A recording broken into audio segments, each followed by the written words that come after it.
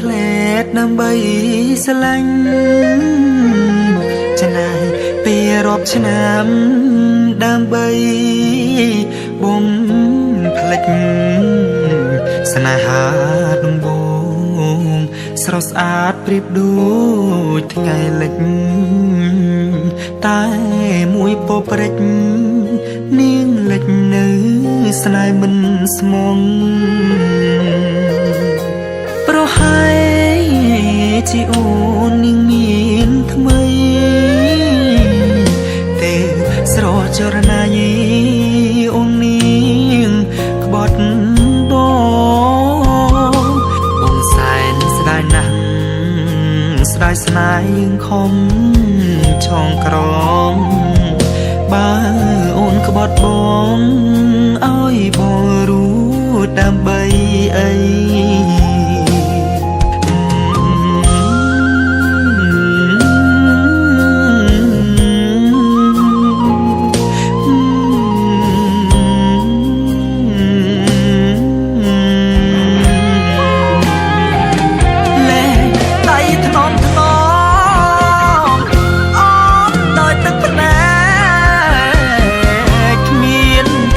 ស្អាយព្រោះតែ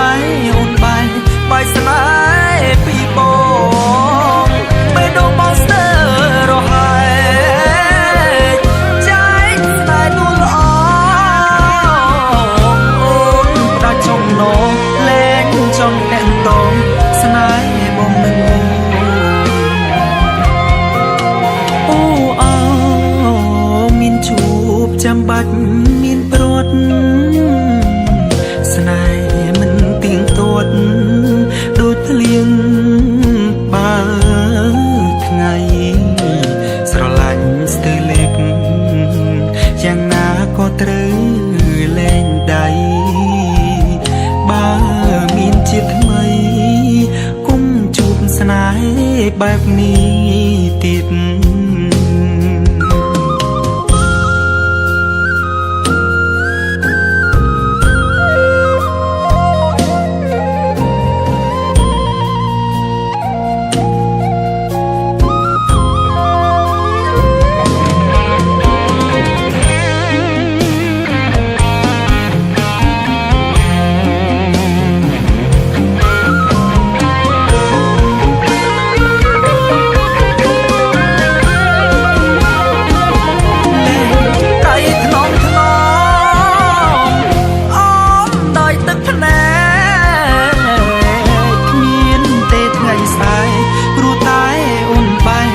ស្នេ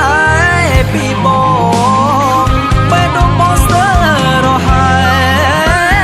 កចែកស្នេហ៍នោះល្អអូនផ្ដាច់ចំណងលែងចង់តែងតងស្នេហ៍បងនឹងអូមានជួបចាំបាច់មានព្រាត់ស្នេហ៍មិនទៀងទាត់ដូចភ្លៀងបើថ្ងៃស្រឡាញ់ស្ទើរលេបយ៉ាងណាក៏ត្រូវលែងដៃបើមានជាតិថ្មីគុំជួបស្នេហ៍បែបនេះទៀត